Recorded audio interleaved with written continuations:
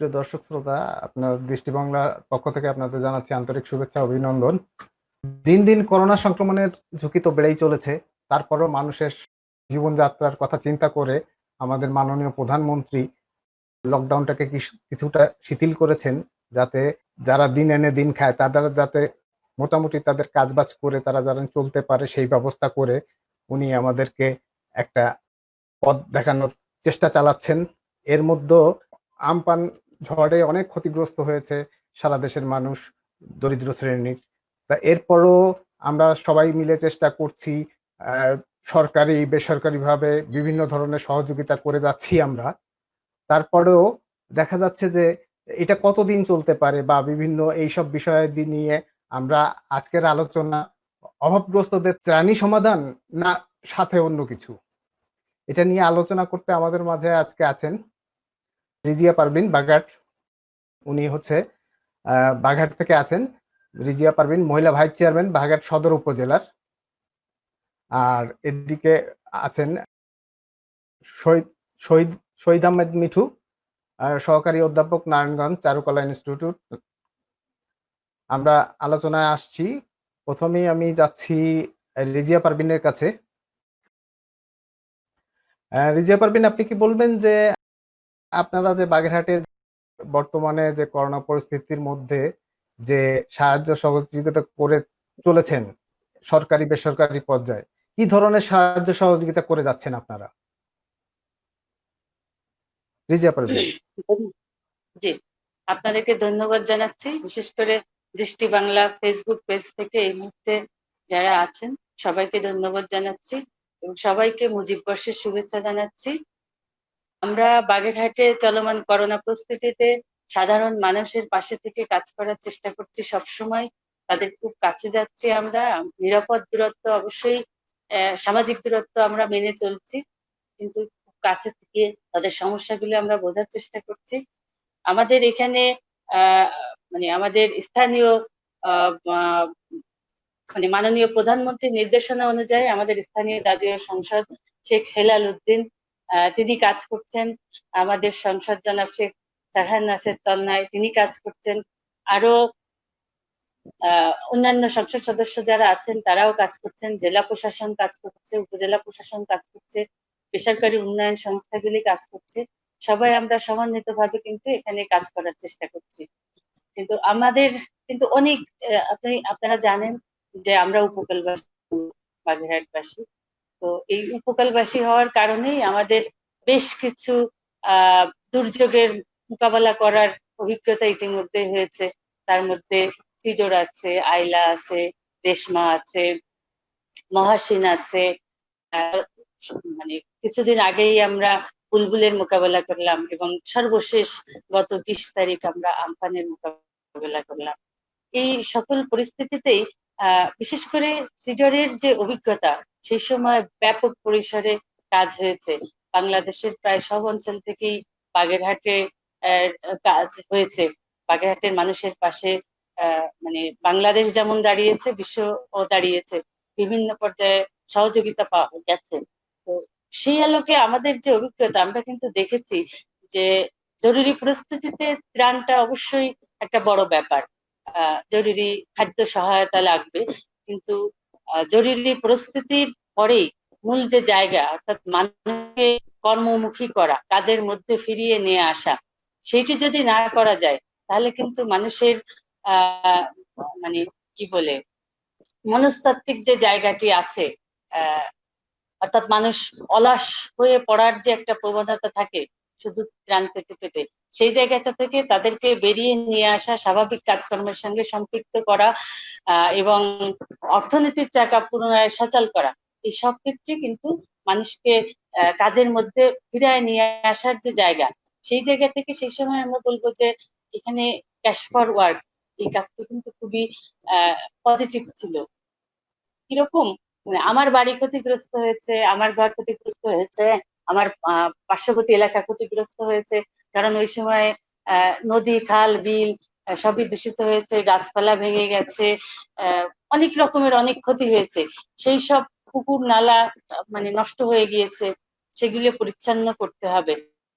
এই মানুষই করেছে, মানুষ কাজ করবে, পাশাপাশি সে তখন এই কাজের বিনিময়ে টাকা পেয়েছে।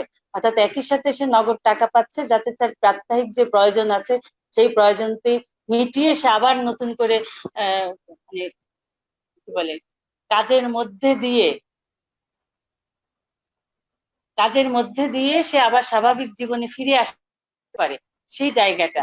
সেই জন্য কিন্তু মানুষকে কাজ মানে কি বলে কাজের সাথে সম্পৃক্ত করাটা আমার মনে হয় বেশি জরুরি। আর এক্ষেত্রে যদি বলি যে আমাদের মাননীয় প্রধানমন্ত্রী তিনি কিন্তু বলেছেন যে উৎপাদনটাকে স্বাভাবিক রাখতে হবে, এক খণ্ড জমিয়ে যদি যেন পড়ে না থাকে। সেই কথাটাতেই যদি যাই, সব থেকে বেশি কাজ করার সুযোগ আছে কিন্তু আমাদের কৃষিতে। কেননা আমরা যে মানে বাঁচতেও আমাদের হবে, আহ কাজও করতে হবে। তো সেই কাজ করার ক্ষেত্রে সামাজিক দূরত্ব বজায় রেখে সচেতনতার সাথে কিন্তু কৃষিতে কাজ করা যায়। এবং আর এখানে কোভিড-19টা একটা বড় ব্যাপার। আমরা মানে সবাই জানি এখন যে কিভাবে আমরা সংক্রামিত হচ্ছি। আমরা যখন নিয়ম মানছি না, বিশেষ করে সামাজিক দূরত্ব মানছি না, আমরা যখন মাস্ক পরছি না, তারপরে হাসি কাশি দেওয়ার যে নির্ধারিত নিয়মগুলি আছে সেগুলি আমরা যখন মানছি না, হ্যাঁ, এবং আমরা যখন যেসব স্বাস্থ্য বিধি অনুসরণ করার কথা, যেসব বিশেষ করে শরীরের রোগ প্রতিরোধ ক্ষমতা বাড়ানোর জন্য যেসব খাবার আমাদের খাওয়ার, সেইগুলি আহ মানে না খাই, তখন তো আমাদের একটা ঝুঁকি বেড়ে যায়। তো সেই ঝুঁকিটাকে কমিয়ে আনার ক্ষেত্রে বিশেষ করে আমাদের শরীরের প্রতিরোধ ক্ষমতাকে বাড়ানোর জন্য আমাদের যেসব খাবার খেতে হবে সেই খাবারগুলি কিন্তু আমরা এখন কৃষির সাথে বেশি বেশি সম্পৃক্ত হয়ে উৎপাদন করতে পারি, এবং তাতে আমাদের মানুষকে আবার কাজে ফিরিয়ে নিয়ে আসারও একটি সুযোগ তৈরি হবে। আর এবং অনেক মানে কৃষির সাথে অনেক বেশি মানুষ সম্পৃক্ত হওয়ার সুযোগ পাবে। এবং এই কৃষির কাজের ক্ষেত্রে যে নিরাপদ দূরত্ব মেনটেন করার কথা বলা হচ্ছে স্বাস্থ্যবিধিতে, সেটিও কিন্তু মানে মানা খুব সম্ভব হবে আর কি বলে আমি মনে করি। রিজা পারবেন, আপনি কৃষির কথা বলছেন, এই প্রসঙ্গে আমরা আপনার কাছে আসবো। তার আগে এটা আপনার কাছে এসে জিজ্ঞাসা করব যে আর কি কৃষি নিয়ে আপনারা কি মানে কি চিন্তা ভাবনা করছেন কৃষকের জন্য, যে তারা এই দুর্যোগ থেকে তারা ঘুরে দাঁড়াতে পারে, এই প্রশ্নটি রাখবো। তবে তার আগে আসছি আমরা একটু আমরা শহীদ আহমেদ মিঠুর কাছ থেকে একটু ঘুরে আসি না, উনি আছেন নারায়ণগঞ্জে। আমি মিঠুর কাছে জানতে চাচ্ছিলাম যে করোনা কালে আপনারা কি ধরনের কর্মকাণ্ড করছেন? আপনি তো একাধারে প্রভাষক, প্লাস হচ্ছে আপনি আছেন চারুকলা ইনস্টিটিউট নারায়ণগঞ্জের সাংস্কৃতিক পরিষদ, বাংলাদেশ চারু সংসদের সাধারণ সম্পাদক, দেখানো যাবে না। মঙ্গল শোভাযাত্রা গবেষণা কেন্দ্র, প্রসার কেন্দ্র। আপনারা তো বিভিন্ন ধরনের সহযোগিতা করছেন। আপনি বলবেন যে করোনা কালে আপনারা কি ধরনের কর্মকাণ্ড করছেন?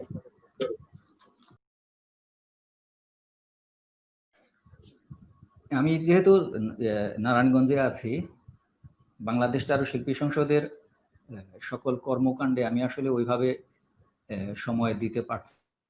সার্বিক যোগাযোগ রাখছি সবার সাথে। আর্টিস্ট মানে শিল্পীদের নিয়ে যেহেতু আমাদের সংগঠন, শিল্পীদের নিয়ে চিন্তা ভাবনাটা আসলে খুবই কম হয়েছে, সরকারিভাবে বলুন আর সামাজিকভাবে বলুন।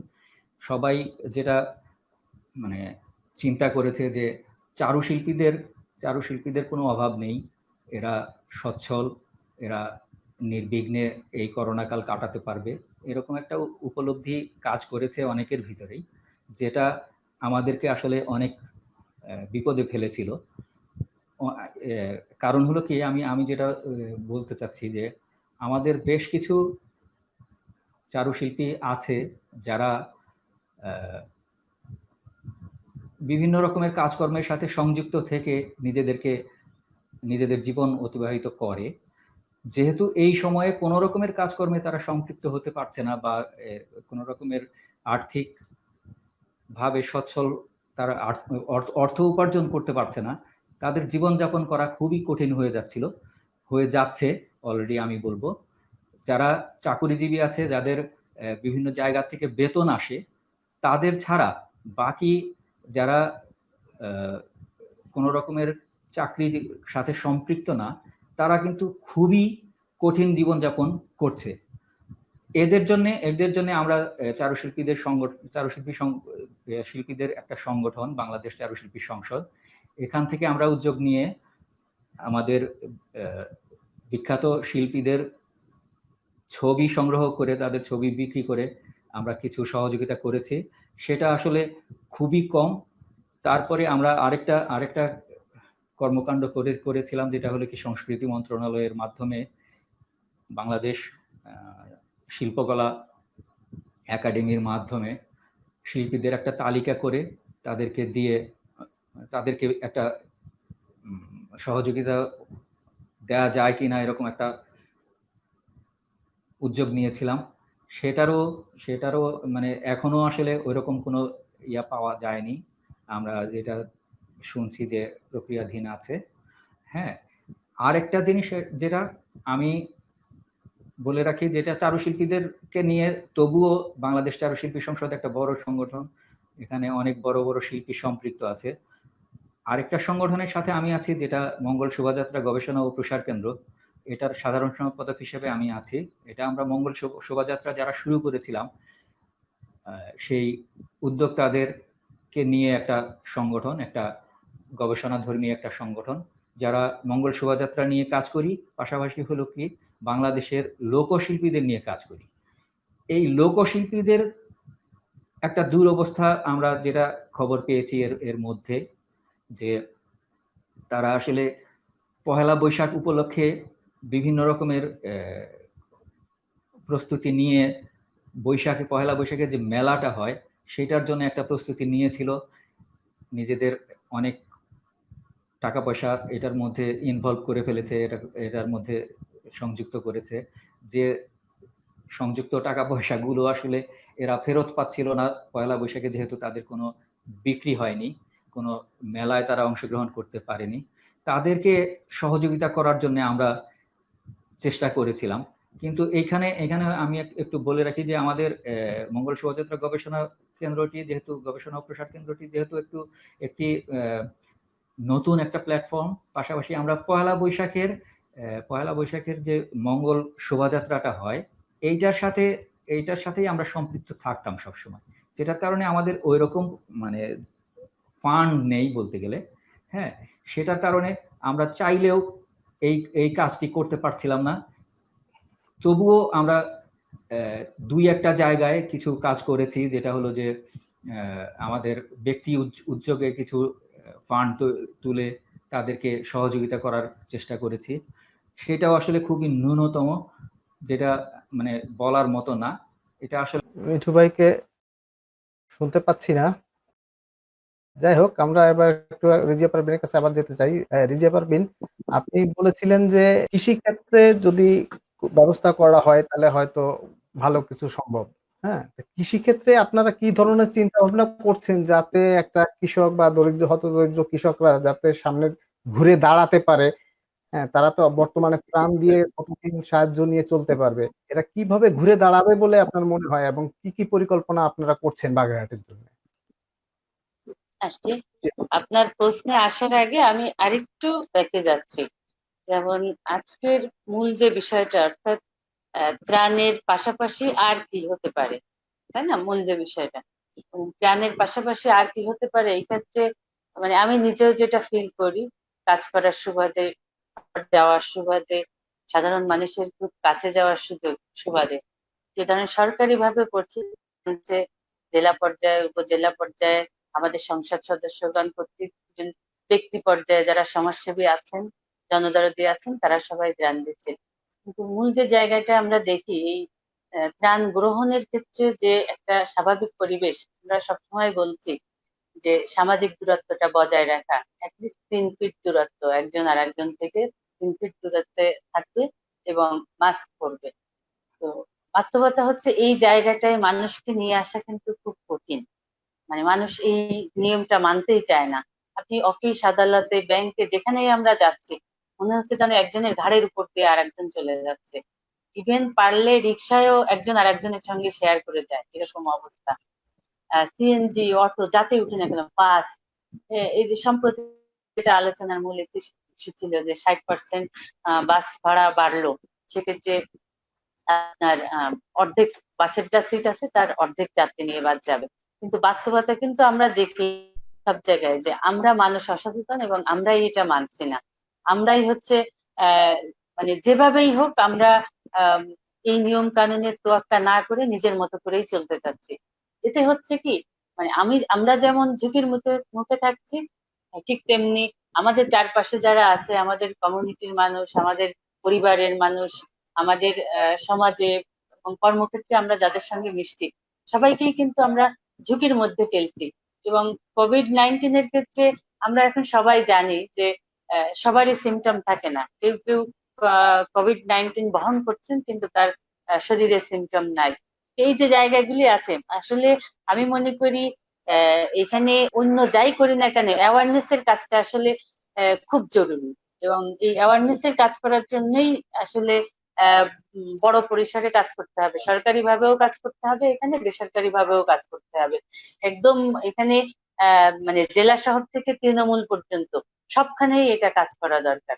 কারণ সব জায়গার মানুষই অসচেতন, মানে আমরা যে অসচেতন তার পরিচয় আমরা কিন্তু দিয়েই চলেছি ক্রমাগত। এটি একটি বিষয়। আর আপনার যে মূল প্রশ্ন যে কৃষিক্ষেত্রে কি কাজ আমরা করতে পারি বা কি করলে আরো বেশি ভালো হয়, তো এটা বলবো যে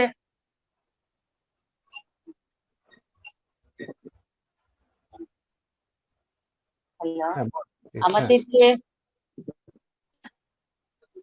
হ্যালো, হ্যাঁ বলেন, আপনি শুনতে পাচ্ছি, বলেন। হ্যাঁ আমাদের যে বাৎসরিক খাবার, আমরা তো মূলত মাছে ভাতে বাঙালি, সবসময় বলি আমাদের খাদ্যাভ্যাস কিন্তু এখনো পাল্টায়নি। আমরা এখনো যে কোনো পরিবারের হোক, যে কোনো বয়সের মানুষ, খুব কম লোকই আছি আমরা মানে ভাতের বাইরে সবজি অন্য ইয়ে খেয়ে আমাদের ক্ষুধা মিটতে থাকে। ভাতের প্রতি আমাদের দুর্বলতাটা কিন্তু স্বাভাবিক। তো সেই জায়গা থেকে আমরা ধান উৎপাদনের প্রতি কিন্তু সব থেকে বেশি গুরুত্ব দিতে পারি। তারপরে আমাদের সবজি, যে বিভিন্ন ধরনের সবজি, একটা সময় আমাদের মানে বাড়ির উঠানের যেসব সবজি ছিল, সেই লাউ কুমড়া থেকে শুরু করে আমাদের মা চাচিরা কিন্তু যাবতীয় সবজি নিজেরাই উৎপাদন করতেন। শাক সবজি, ইভেন দেশি যে ফলমূল আছে, হ্যাঁ, যেটা আমাদের রোগ প্রতিরোধ ক্ষমতা বাড়াতে পারে, সেগুলি আমরা আবার নতুন ভাবে মাধ্যম দিয়ে সব মানুষকে সচেতন করে আবার সেই উৎপাদন প্রক্রিয়ায় যেতে পারি। আমাদের দক্ষিণাঞ্চলের জন্য চিংড়িটা খুব বড় একটা ব্যাপার। এবং একই সাথে সাদা মাছ, বাগেরহাটে যেটার মানে উৎপাদন অনেক বেশি, আমরা সেই চিংড়ি সাদা মাছ উৎপাদনের প্রতি আবার জোর দিতে পারি। এবং যে যে এলাকায় এখানে এখনো মাছের মড়ক আছে, আপনারা বিভিন্ন সময় টিভিতে বা অন্যান্য জায়গায় নিউজ হয়, ইলেকট্রনিক মিডিয়া, উভয় ক্ষেত্রেই দেখেন যে কোনো কোনো সময় জীবাণুর সংক্রমণ হয়। সেক্ষেত্রে আরো বেশি আমি মনে করি যে এখানে গবেষণা হওয়া দরকার যে কোন কারণে চিংড়িতে এই মড়ক বিষয়ে লাগছে, এই কেন মাছের চিংড়ি ঘেরের মরছে। কথা যখন বললেন তখন আমি একটু আপনার কাছে জানতে চাচ্ছি যে এখন তো এই যে আমাদের আমপানে তো আমি অনেক আমি একটু আমি একটু শেষ করি, আমি একটু শেষ করি, তারপরে আবার প্রশ্ন করে। তারপরে বলেন। আমাদের যে পোল্ট্রি খামার গুলি আছে, পোল্ট্রি ইসের কারণে, আমার করোনার কারণে কিন্তু পোল্ট্রি খামারেও একটা বড় ধরনের, আমি কি বলবো, আহ দুর্যোগ তাদেরও হয়েছে। আহ, মানে অনেকেই সংক্রমণের ভয়ে পোল্ট্রি মুরগি কেনে নাই, এরকম বিষয় আশায় আছে। তো ফলে উৎপাদিত মুরগির উৎপাদন বাড়ানো এবং এটাকে বাজারজাত করার প্রতি আবার গুরুত্ব দেওয়া।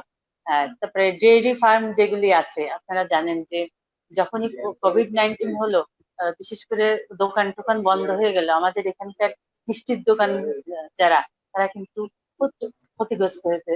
এবং একই সাথে যারা দুধ উৎপাদন, ডেয়ারি ফার্ম যেগুলি, আহ, যারা দুধ উৎপাদন করে, তারা দুধটাকে বাজারজাত করতে পারেনি, তারা ক্ষতিগ্রস্ত হয়েছে।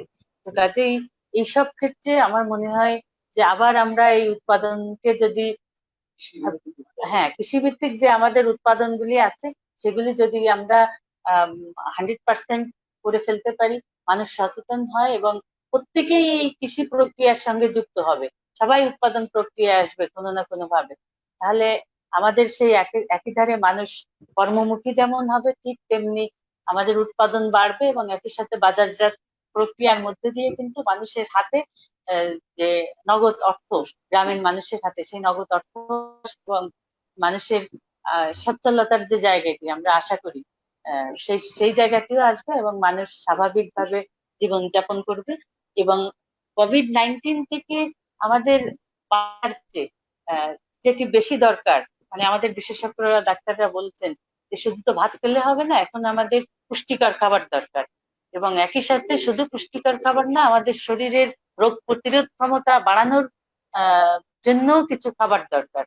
তো এই সব কিছু মানে আমার মনে হয় কৃষিতে যদি আমরা মানে আমাদের নজরটা আবার ফিরিয়ে আমি গুরুত্ব দেই, অ্যাওয়ারনেসটা বাড়াই, এখানে আমরা জনসাধারণকে আবার সম্পৃক্ত করতে পারি, তাহলে আমাদের সেই পুষ্টির যে ঘাটতি আছে, চাহিদা আছে, সেটিও পূরণ হবে আশা করি। এবং এখানে একটা পজিটিভ উদাহরণ আমি ছোট্ট করে দিচ্ছি, আমাদের মাননীয় এমপি শেখ তন্ময়ের প্রতি কৃতজ্ঞতা প্রকাশ করেই দিচ্ছি যে কোভিড-19 এর সময় যখন আমাদের স্বাভাবিক জীবনযাত্রা নেই, আমরা গৃহবন্ধ আছি, কর্মজীবী বা শ্রমজীবী সকল মানুষই গৃহবন্দী আছি, তখন কিন্তু আমাদের মাননীয় এমপি মহোদয় আমাদের গর্ভবতী নারীদের পুষ্টির কথা বলেছেন। এবং তিনি আমরা বাগেরহাট সদর উপজেলা এবং কচুয়া উপজেলা তার নির্বাচনী এলাকার দরিদ্র অসহায় গর্ভবতী নারীদের কাছে আমরা পুষ্টি খাবার পৌঁছে দিতে পেরেছি। এমপি শেখ তন্ময় দিয়েছেন। তো এর ফলে কিন্তু একাধারে আমাদের যে মানে নিরাপদ মাতৃত্ব, সেটিও কিন্তু নিশ্চিত হবে, যেটি আমাদের টেকসই উন্নয়নের শর্ত। মানে ধন্যবাদ জানাচ্ছি আপনাদের। হ্যাঁ, এবার মানে আপনি যে বলছিলেন যে মৎস্য খামারিদের জন্য যে আপনারা সহযোগিতা করবেন, আসলে কি ধরনের সহযোগিতা মানে করতে আপনার মনে হয় যে কি ধরনের সহযোগিতা পেলে তারা আবার তাদের ঘুরে এই যে দুর্যোগের যে ক্ষতি হয়েছে এটা থেকে তারা ঘুরে দাঁড়াতে পারবে? আপনার কি মনে হয়?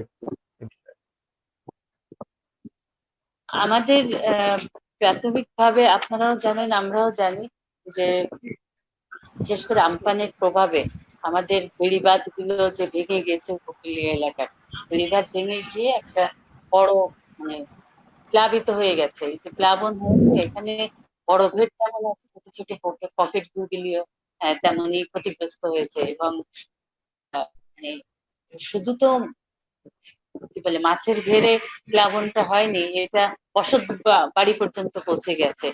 মানুষের উপকূলীয় এলাকায় যারা বসবাস করেন তাদের কিন্তু কারো ঘরের পর্যন্ত পানি হয়েছে, কারো ঘর বাড়ি মানে স্রোতে ভেসেও গেছে, এমনও আছে।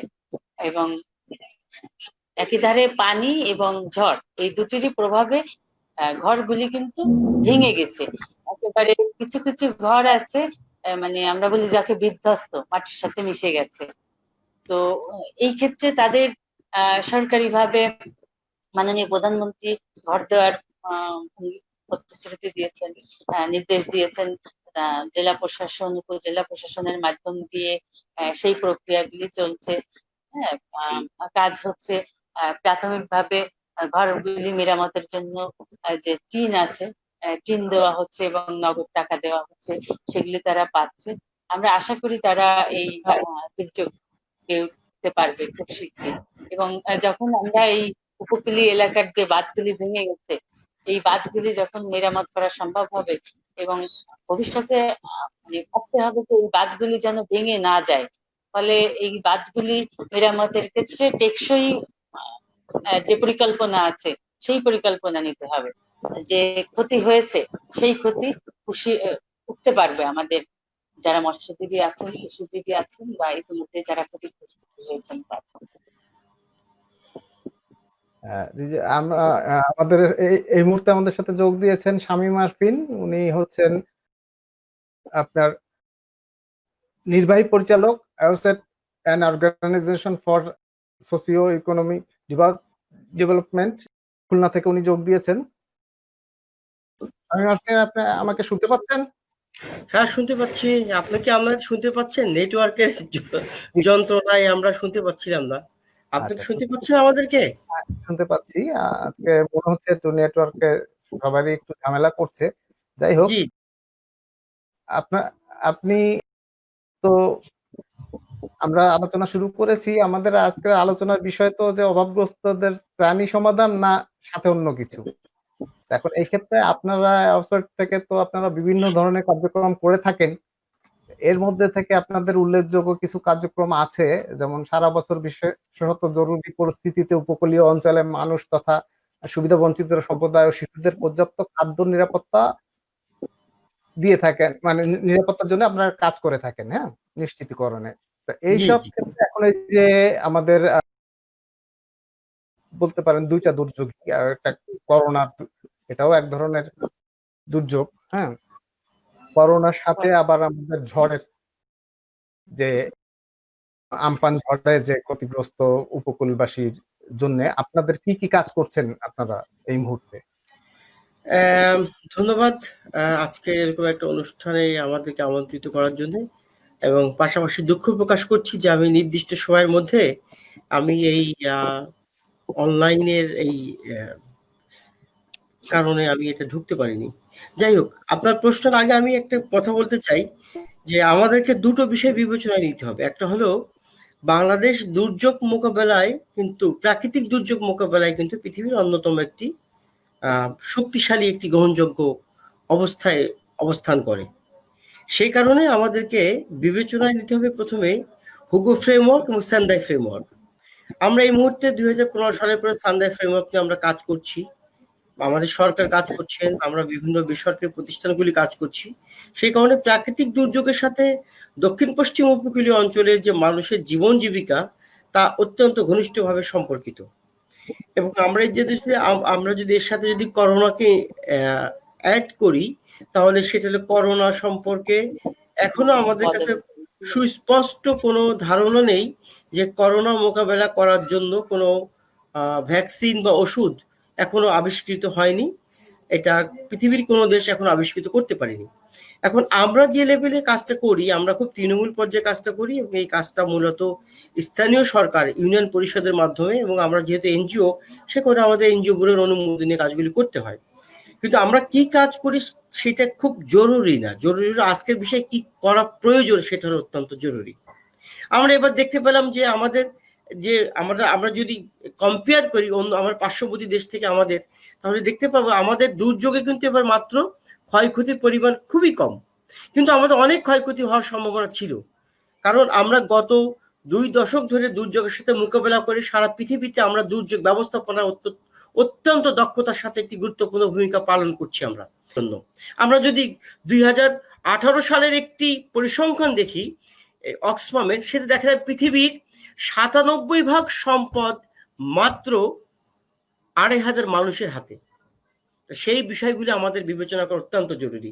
আমরা অত্যন্ত তৃণমূলের একটি সংগঠন। আমরা মনে করি ফিলোসফিক্যালি, আমরা মনে করি অন প্রিন্সিপাল, আমরা মনে করি যে জনগণ যতক্ষণ না পর্যন্ত একটি প্রক্রিয়ার সাথে স্থায়ীভাবে সম্পৃক্ত হতে না পারছেন, ততক্ষণ পর্যন্ত এইটি সম্ভব না। আমি মনে করি আমাদের সৌভাগ্য এটা যে বঙ্গবন্ধু কন্যা উনি অনেক সারা পৃথিবীতে উনি একটি গুরুত্বপূর্ণ অবস্থায় অবস্থান করেন তার বলিষ্ঠ নেতৃত্বের কারণে, তার বুদ্ধিমত্তার কারণে। প্রধানমন্ত্রী প্রতিদিন প্রত্যেকটা জেলা বা বিভাগের বিভিন্ন জেলাকে একসাথে করে তিনি নির্দেশনাগুলো দিচ্ছেন। এটি আমাদের সৌভাগ্য যে আমরা অত্যন্ত দক্ষ একজন প্রধানমন্ত্রী এই মুহূর্তে বাঙালি জাতির জীবনে আমরা পেয়েছি। বঙ্গবন্ধুর কন্যা হিসেবে তিনি দুঃসাহসিকতার সাথে সেই কাজগুলি করছেন।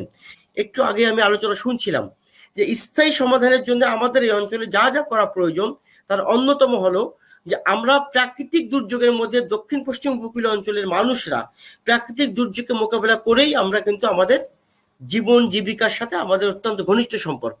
কিন্তু উপকূলীয় বাঁধ, এই বাঁধে অনেক বিতর্ক আছে। এই বাঁধগুলি দেখেন একের পর এক বাঁধগুলি ভেঙে পড়ছে। ক্লাইমেট চেঞ্জের আসপেক্টে বাংলাদেশ পৃথিবীর অন্যতম একটি পুরোধা। মাননীয় প্রধানমন্ত্রী সেটাকে নেতৃত্ব দেন। এসডিজির কথা যদি বলেন, এসডিজি 6 এর মাননীয় প্রধানমন্ত্রী সেটাকে নেতৃত্ব দেন। আমরা উপন্যাসে পড়েছি, আমরা চলচ্চিত্রে দেখেছি, কিন্তু বাস্তবতা হলো আমরা এখন একটি মহামারীকে জীবনে আমরা দেখতে পাচ্ছি। আমরা এই মহামারীকে মোকাবেলা করার জন্য যে ধরনের প্রস্তুতি পৃথিবীতে, সেটি কিন্তু আমরা মানবিক যদি বিবেচনা বলেন সেটি পরস্পর, বাণিজ্যিক যদি বিবেচনা হয়েছে। সেই কারণে আজকে মানবিক বিবেচনা না করে পৃথিবীর দেশে দেশে সকল কিছু করে দেওয়া হচ্ছে, যাকে অর্থনীতিকে সচল করার না। শামীম, আপনাকে একটু থামিয়ে এবার একটু যাই আমরা রেজিয়া পারভিনের কাছে। উনি আছেন বাগেরহাট থেকে। রেজিয়া পারভিন, আপনি শুনছিলেন যে শামীম আরফিন বলছিলেন আমাদের যে আলোচনার বিষয় হচ্ছে যে মানে প্রাণ সমাধান না অন্য কিছু।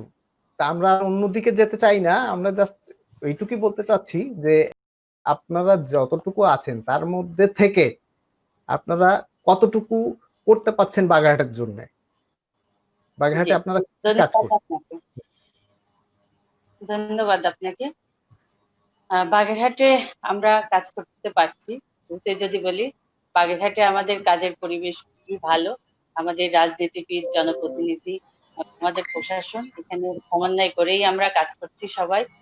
আমাদের বাগেরহাট 1 আসনের এমপি শেখ হেলাল উদ্দিন, বাগেরহাট 2 আসনের এমপি শেখ তন্ময় সহ সকল এমপি মহোদয়রা কিন্তু আমরা সমন্বয় করেই কাজ করছি। আমাদের মাননীয় প্রধানমন্ত্রী, গর্ববোধ করি মাননীয় প্রধানমন্ত্রীকে নিয়ে। নারীর রাজনৈতিক ক্ষমতায়ন প্রতিষ্ঠায় কিন্তু বাংলাদেশ এই মুহূর্তে বিশ্বের 2য় অবস্থানে আছে। নারীর ক্ষমতায়ন প্রতিষ্ঠার জন্য মাননীয় প্রধানমন্ত্রী আমাদের যে 10 উদ্যোগ বাংলাদেশের জন্য, তার অন্যতম একটি কিন্তু নারীর ক্ষমতায়নের মাননীয় প্রধানমন্ত্রী কাজ করছেন। এবং আমি আজকে এই যে মহিলা ভাইস চেয়ারম্যান হিসেবে উপজেলাতে কাজ করার সুযোগ পাচ্ছি, সেটিও কিন্তু এই মহিলা ভাইস চেয়ারম্যান পদটিও মাননীয় প্রধানমন্ত্রী কিন্তু উপজেলা পর্যায়ে নারীর ক্ষমতায়নকে দৃশ্যমান করার জন্যই এই পদটি সৃজন করেছেন। আবারও ধন্যবাদ জানাই মাননীয় প্রধানমন্ত্রীকে। না হলে এই জায়গায় এসে কাজ করার সুযোগ পেতাম না। কিন্তু এখানে অবশ্যই আমাদের যোগ্যতা, দক্ষতা এগুলিকে আমাদের বাড়াইতে হবে, কাজ করতে হবে, রাষ্ট্রযন্ত্রের সঙ্গে কাজ করার ক্ষেত্রে আমাদের সচেতনতা, যোগ্যতা এবং দক্ষতা এটি থাকলে অবশ্যই আমরা নিয়ম অনুযায়ী কাজ করতে সমর্থ হব বলে আমি মনে করি। তো আমি যে জায়গায় এখন কথা বলবো সেটা হচ্ছে COVID-19। আমরা সবাই জানি, এখন আমাদের বিশেষজ্ঞরা যেটা বলছেন যে আমরা কিন্তু এখন COVID-19 এর সঙ্গে মানে তার সঙ্গেই বসবাস করতে হবে আমাদের। এবং হয়তো কেউ বলছেন যে আগামী 2 বছর আমাদের এই কোভিড এর সঙ্গে বসবাস করতে হবে, কেউ বলছেন যে আগামী 4 বছর কোভিড এর সঙ্গে বসবাস করতে হবে। যাই হোক, মুদ্রা কথা হচ্ছে আগামী আরো কিছুদিন আমরা কোভিড এর সঙ্গে বসবাস করব। তো এই কোভিড মোকাবেলার জন্য বা এর সাথে খাপ খাওয়ার জন্য যে সচেতনতা, সেটি আসলে আমাদের এখন খুব বেশি দরকার এবং এই ব্যাপারে অ্যাওয়ারনেসটা অনেক বেশি দরকার। বিশেষ করে আমরা এখনো দেখছি যে মানে গ্রাম বাংলার সাধারণ পরিবেশে এখনো অসচেতন মানুষ কিন্তু মানে গত পরশুদিনও যে ঘটনাটি আমরা দেখলাম যে পেট্রোল পাম্পে কাজ করেন ভদ্রলোক, মানে তিনি বাড়িতে যখন গেলেন জ্বর সর্দি কাশি নিয়ে, তার পরিবারের লোক তাকে মানে তাদের সঙ্গে ঘরে ঢুকতে দেয়নি, আলাদা ঘরে রেখেছে, তাকে একটু পানি খেতে দেয়নি, তাকে খাবার দেয়নি এবং এক পর্যায়ে কিন্তু তার মৃত্যু ঘটেছে। এই যে মানুষ ভয়ে, আতঙ্কে মানে ছুঁয়ে দিলেই তো আর করোনা হয়ে যাচ্ছে না, এই সচেতনতাই পারে কিন্তু মানুষকে মানবিক করতে। এই মানুষকে মানবিক করার জন্য কিন্তু আমাদের আরো বড় পরিসরে কাজ করতে হবে এখানে। কেননা এটা শুধু একটি উদাহরণ না, অনেকগুলি উদাহরণ আমাদের আছে। একজন কোটিপতি তার নিচের 7 তলা বিল্ডিং এর 4 তলা সিঁড়িতে তিনি মৃত অবস্থায় পড়েছিলেন। হ্যাঁ, কেউ তাকে আসেনি, ধরেনি। মানে আতঙ্কিত হয়ে ছেলে মেয়েরা মাকে জঙ্গলে ফেলে রেখে গেছে। এই জাতীয় যে অমানবিক ঘটনাগুলি ঘটছে, যেহেতু আমাদের করোনার সঙ্গে বসবাস, হ্যাঁ, করোনাকে আমাদের মোকাবেলা করতে হবে। ভয়ে আতঙ্কে অমানবিক হলে তো চলবে না। সেক্ষেত্রে আমি মনে করি এখানে মানুষকে মানবিক করার জন্য আরো বেশি বেশি আমাদের কাজ করতে হবে, শুধু ত্রাণ দিলেই হবে না। এবং একই সাথে মানে মানুষ যেন চিকিৎসা অবহেলা না করে, সে যেন শুরুতেই চিকিৎসকের পরামর্শ নেয়, এটি যেমন একটি ব্যাপার। আপনি যে বলছেন এগুলো কথাগুলো ঠিকই আছে, বাট কথা হচ্ছে যে আমাদের আসলে ত্রাণ সমাধান না হয়ে আপনারা বাগেরহাটের যারা হতদরিদ্ররা আছে, যারা ত্রাণের পরে নির্ভরতা কমিয়ে তারা যাতে স্বাবলম্বী হতে পারে এই ব্যাপারে আপনারা কি উদ্যোগ নিয়েছেন? এ ব্যাপারে প্রথমত তারা যে যেখানে কাজ করতে, ধরেন এর আগে কি হয়েছে, আমরা কিন্তু আহ, একজন গৃহকর্মীর কথাকে যদি উদাহরণ হিসেবে নিয়ে আসি, পরিবেশটা এমন হয়েছে যে গৃহকর্তা তার মানে গৃহকর্মী যে আছে তাকে কাজ থেকে ছুটি দিয়ে দিয়েছে, নিজেই কাজ করছে যে না তোমার আসার দরকার নেই। সে কিন্তু কর্মহীন হয়ে পড়ছে। সে গৃহে একবেলা কাজ করতো, আর একবেলা হয়তো বাইরে কোথাও কাজ করতো, কোনো একটা দোকানে কাজ করতো। যখন মার্কেটটি বন্ধ হয়ে গেছে, তার সেই দোকানের কাজটিও কিন্তু বন্ধ হয়ে গেছে। সে পার্ট টাইম হয়তো কোথাও দিন মজুরি করতো, কোনো একটা মানে পানের বড় যে কাজ করতো বাগেরহাটে। অনেক ধরনের কাজ আছে এখানে, সেই কাজগুলিও কিন্তু বন্ধ হয়ে গেছে যখনই বাজার বন্ধ হয়ে গেছে। তো ফলে হচ্ছে নিত্য নৈমিত্তিক মানে দৈনিক উপার্জনের যে একটা জায়গা, সেইটা বন্ধ হয়ে গেছে, যে কারণে সে অসহায় হয়ে পড়েছে এবং ত্রাণের প্রতি সে বেশি ঝুঁকেছে তখন। এবং এইটা ত্রাণ থেকে পাওয়ার জন্য সে মরিয়া হয়ে ছোটাছুটি শুরু করেছে এক জায়গা থেকে আরেক জায়গায়, একজনের কাছ থেকে আরেকজনের জায়গায়। তো সেই জায়গায় আমরা কিন্তু এখন, যখন কিনা লকডাউনটা খুলে গিয়েছে, এখন কাজকর্ম সবকিছু স্বাভাবিক হতে শুরু করেছে, আমরাও মানুষকে সচেতন করার চেষ্টা করছি যে অ্যাটলিস্ট যে যেখানে কর্মরত ছিল তাকে যেন সেখানে পুনরায় কাজে নেওয়া হয়, তাকে যেন এই করোনার কারণে কেউ যেন কর্মচ্যুতি না ঘটে, তার উপার্জনের রাস্তাটি যেন বন্ধ না হয়ে যায়। পাশাপাশি সমাজের বিত্তবান যারা আছেন তাদের প্রতিও আমরা আহ্বান রাখবো যে তারা এমন নতুন নতুন কর্ম সৃষ্টি করতে পারেন যেখানে আমাদের এই সাধারণ মানুষরা কাজের সুযোগ পেতে পারে।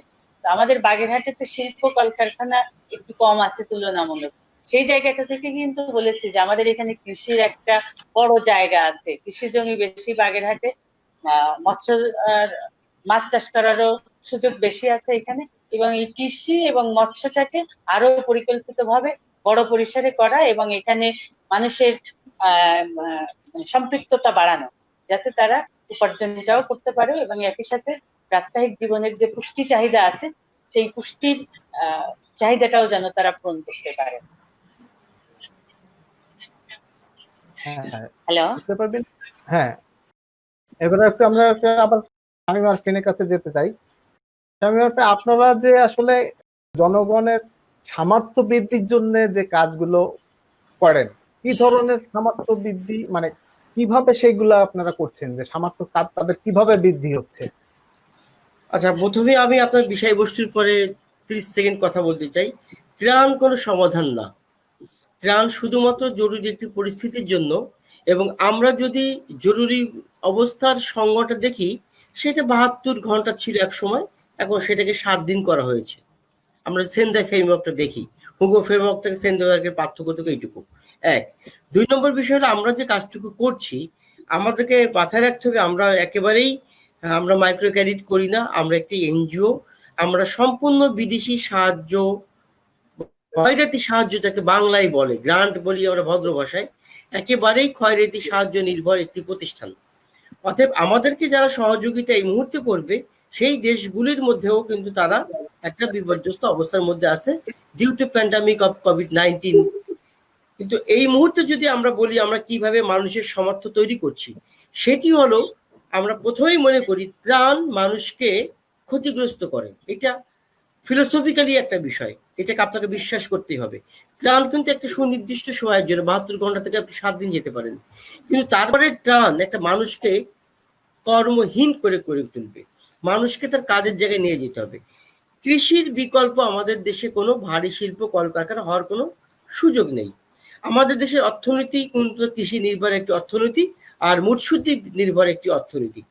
যদি আমি নিরপেক্ষভাবে যদি কথাগুলি বলতে চাই, তাহলে হয়তো অনেকের পেইনফুল হবে কথাটা, আমি সেটা বলতে চাই না। আমরা যে জায়গাটা মানুষকে সমৃদ্ধ করতে চাই, সেই জায়গাটি হলো করোনা বা এই ধরনের দুর্যোগ মোকাবেলায় তার রেজিলিয়েন্সি, তার সক্ষমতা বৃদ্ধি করা অত্যন্ত জরুরি। যেমন আমাদের এই মুহূর্তে প্রধান ফোকাসটি হলো, যে কাজটা আমরা করছি এই মুহূর্তে, সেটি হলো সমুদ্রগামী মৎস্যজীবী। আমরা প্রান্তিক কৃষকদের সক্ষমতা বৃদ্ধি করা, তাদের 1 ইঞ্চি জমিও যেন খালি না থাকে। আমরা খাঁচায় মাছ চাষ থেকে শুরু করে ঝুলন্ত হাইড্রোফনিক্স বলি ইংরেজিতে, তার 11টা পদ্ধতি আছে, আমরা সকল পদ্ধতিগুলো অবলম্বন করছি কৃষি উৎপাদনগুলি বাড়াবার জন্য, যাতে আমরা এই অর্থনৈতিক দুরবস্থা থেকে বের হয়ে আসতে পারি। তাই সেই সক্ষমতাগুলি বৃদ্ধি করার জন্য যে পরিমাণ আমাদের জ্ঞানের সংকট, যে পরিমাণ আমাদের অন্যান্য সংকট, সেই সংকটের জন্য কিন্তু আমরা যেতে চাই আমাদের খুবই সুদক্ষ যে জায়গাগুলি আছে, যেমন বিড়ি বাড়ি বাংলাদেশ রাইস রিসার্চ ইনস্টিটিউট বা অন্যান্য যে ইনস্টিটিউটগুলি আছে, তাদের প্রযুক্তিগুলি আমাদেরকে এই মুহূর্তে ফলো করা প্রয়োজন, যেন প্রান্তিক কৃষকরা সেই প্রযুক্তিগুলি গ্রহণ করে তারা অধিক মাত্রায় কৃষি উৎপাদনের মধ্যে যেতে পারে। এবং একটি কথা এখানে অত্যন্ত গুরুত্বপূর্ণ, সেটি হলো অধিক ফসল উৎপাদনের জন্য বা অধিক খাদ্য উৎপাদনের জন্য আজকে দেখেন, আমি যদি খুব খোলামেলা বলি, আপনিও কিন্তু বাজার থেকে তেলাপিয়া মাছ কেনেন না, আপনি কিন্তু ব্রয়লার মুরগি খেতে চান না, আপনি কিন্তু এটা পরিহার করেন। তাহলে বিষয়গুলি হলো আমাদের নিরাপদ খাদ্য, মানে খাদ্য নিরাপত্তা আমাদেরকে নিশ্চিত করতে হবে, যেটা প্রধানমন্ত্রীর একটি নির্দেশও বটে। আমরা অধিক পরিমাণ ফসল উৎপাদন করব, খাদ্য উৎপাদন করব, মৎস্য উৎপাদন করব, গবাদি পশুপালন উৎপাদন করব, কিন্তু আমার গরুর দুধের মধ্যে কোনো কেমিক্যাল থাকবে না যে আমার সন্তান বা আমি ক্ষতিগ্রস্ত হব। আমি যে মাছ কিনবো তার মধ্যে এমন কোনো ক্ষতিকারক উপাদান থাকবে না যাতে আমার সন্তান বা আমি বা আমার কোনো গর্ভবতী মা সেটা ক্ষতিগ্রস্ত হবে। এটি এটা একটা মানে সারা পৃথিবীতেই আজকে একটি বড় চ্যালেঞ্জের বিষয়টি হলো যে এত মানুষ পৃথিবীতে তৈরি হয়ে গেছে, প্রায় 700 কোটির উপরে মানুষ, পৃথিবী সেই মানুষকে ধারণ করতে পারবে কিনা সেটি একটি গুরুত্বপূর্ণ বিষয়। সেই কারণে আমরা মনে করি যে আমরা যে মানুষের সক্ষমতা বৃদ্ধি করা দরকার, তার রেজিলিয়েন্সি পাওয়ার বৃদ্ধি করা দরকার, যেন তিনি রেজিলিয়েন্ট হতে পারেন এই সকল দুর্যোগগুলি মোকাবেলা করার জন্য। যদিও আমাদের উপকূলের মানুষ সেই রেজিলিয়েন্সি তাদের বৃদ্ধি করার যথেষ্ট সক্ষমতা তাদের আছে, সে কারণে বাংলাদেশ দুর্যোগ মোকাবেলায় অত্যন্ত, আমি যদি খুবই খোলামেলা ভাবে বলি, চ্যাম্পিয়ন। আমাদের থেকে দক্ষ পৃথিবীতে কোনো রাষ্ট্র নেই যা দুর্যোগ মোকাবেলা করতে পারে। আপনি যদি এই একই দুর্যোগে আপনি পশ্চিমবঙ্গের দিকে তাকান, তাদের ক্ষয়ক্ষতি আমাদের ক্ষয়ক্ষতির পার্থক্যটা আকাশ পাতাল পার্থক্য, কিন্তু একই গতিতে এইগুলি আমাদের সাথে একই গতিতে আমরা কিন্তু এই ঝড়গুলি মোকাবিলা করেছি। তাহলে আমাদের দিক থেকে এইগুলি কিন্তু অত্যন্ত মানে আমরা দক্ষ। এই দক্ষতার মধ্যে কোভিড-19 আমাদেরকে নতুন একটি উপাদান তৈরি করে দিয়েছে, সেটি হলো যে আমরা কিভাবে এই মহামারীকে মোকাবেলা করব। মাননীয় প্রধানমন্ত্রীর নেতৃত্বে, মাননীয় প্রধানমন্ত্রী চিকিৎসক না, কিন্তু আজকে আপনি খেয়াল করে দেখেন সমস্ত বিষয় তাকে পরামর্শ দিতে হচ্ছে, কে পিপি পড়বে, কে N90 মাস্ক পড়বে, এটা মাননীয় প্রধানমন্ত্রীকে বলতে হয়। সৌভাগ্য আমাদের যে মাননীয় প্রধানমন্ত্রী এই পরিমাণ দক্ষ একজন মানুষ, তা নাহলে আমরা কোথায় যেতাম আমরা জানি না। আমরা সে কারণে আমরা মনে করি যে এই এই সুযোগগুলি নিয়ে আমাদের তৃণমূল পর্যায়ের মানুষদেরকে, সকল পর্যায়ের মানুষদের দক্ষতা বৃদ্ধি করা দরকার। শুধু তৃণমূল পর্যায়ের মানুষ না, আমাদের স্থানীয় সরকার যারা, আমাদের উপজেলা পরিষদ, আমাদের জেলা পরিষদ, আমাদের ইউনিয়ন পরিষদ, এই তিনটে জায়গাকে আমাদের দক্ষতা সমৃদ্ধশালী করা দরকার। আমরা যা তৃণমূলে কাজ করি, উন্নয়ন সংগঠন হিসেবে কাজ করি, রাষ্ট্র সবচেয়ে বড় উন্নয়ন সংগঠন, সে রাষ্ট্র পরিচালনা করে সরকার, তাহলে সরকারকে সকল প্রকার সহযোগিতা আমাদের করা প্রয়োজন। দুজনের কাছে একদম শেষ অল্প কথার মধ্যে উত্তর দিবেন। দুজনের কাছে একদম শেষ প্রশ্ন, একই প্রশ্ন দুজনের কাছে থাকবে। প্রথমে জিয়া পারবেন, আপনার কাছে যেতে চাই যে করোনা এবং দুর্যোগ, এই সবকিছু মিলিয়ে আমাদের হতদরিদ্ররা যাতে ঘুরে দাঁড়াতে পারে, এই জন্য মাননীয় প্রধানমন্ত্রী লকডাউন শিথিল করে তাদেরকে উপার্জনের ব্যবস্থা করে দিয়েছেন। এখন এই ক্ষেত্রে আপনাদের সহযোগিতা কিছু প্রয়োজন তাদের জন্য। আপনারা এই করোনাকে মোকাবেলা করে কিভাবে সহযোগিতা করবে এই বিষয়ে আপনারা কি সিদ্ধান্ত নিতে যাচ্ছেন? রিজিয়া পারভিন, প্রথমে বলবেন আপনি। আমি শামীম ভাইয়ের কথা শুনছিলাম, ধন্যবাদ শামীম ভাইকে। আমি শামীম ভাইয়ের যে মূল যে অর্থাৎ আমাদের সক্ষমতা বৃদ্ধি করতে হবে এই জায়গাটার সাথে সম্পূর্ণ একমত। আসলে এই মুহূর্তে করোনার সঙ্গে আমাদের যে দীর্ঘদিনের বসবাস, এই বসবাসকে নিরাপদ করার জন্য আসলে আমাদের সক্ষমতা বাড়াতে হবে। তা যদি আমরা না বাড়াতে পারি তাহলে কিন্তু আমাদের যে ঝুঁকি রয়েছে, প্রাণহানির আশঙ্কা রয়েছে, সেটি ক্রমাগত বাড়তেই থাকবে। এবং এই মুহূর্তে আমরা কিন্তু প্রতিনিয়ত দেখছি যে আমাদের পরীক্ষার সংখ্যা যত বাড়ছে, আমাদের করোনা আক্রান্তের সংখ্যাও কিন্তু তত বাড়ছে এবং মৃত্যুর সংখ্যাও কিন্তু ততই বেড়ে চলেছে। কাজেই আমাদের এই করোনার সঙ্গে বসবাসকে নিরাপদ করতে গেলে আমাদের সক্ষমতা বৃদ্ধির প্রতি অবশ্যই গুরুত্ব দিতে হবে, এবং একই সাথে সেই সক্ষমতা বাড়ানোর পাশাপাশি যে ত্রাণ আজকের এই যুগে ত্রাণই কি মূল সমাধান? ত্রাণ অবশ্যই মূল সমাধান না, কিন্তু ত্রাণটাও যেন সঠিকভাবে তাদের কাছে পৌঁছায় সেটিও আমাদেরকে দেখতে হবে অবশ্যই। এবং সেই দেখার ক্ষেত্রেই কিন্তু আমাদের জেলা প্রশাসন, পুলিশ প্রশাসন, উপজেলা প্রশাসন এবং আমাদের স্থানীয় জনপ্রতিনিধি এবং আমাদের জাতীয় সংসদ যারা দায়িত্ব পালন করছেন তাদের সকলের সাথে সমন্বয় থাকা খুব জরুরি। এবং এক্ষেত্রে বাগেরহাটে আমরা আল্লাহর রহমতে আমাদের সমন্বয় খুবই ভালো এবং আমরা ভালোভাবে কাজগুলি করতে পারছি।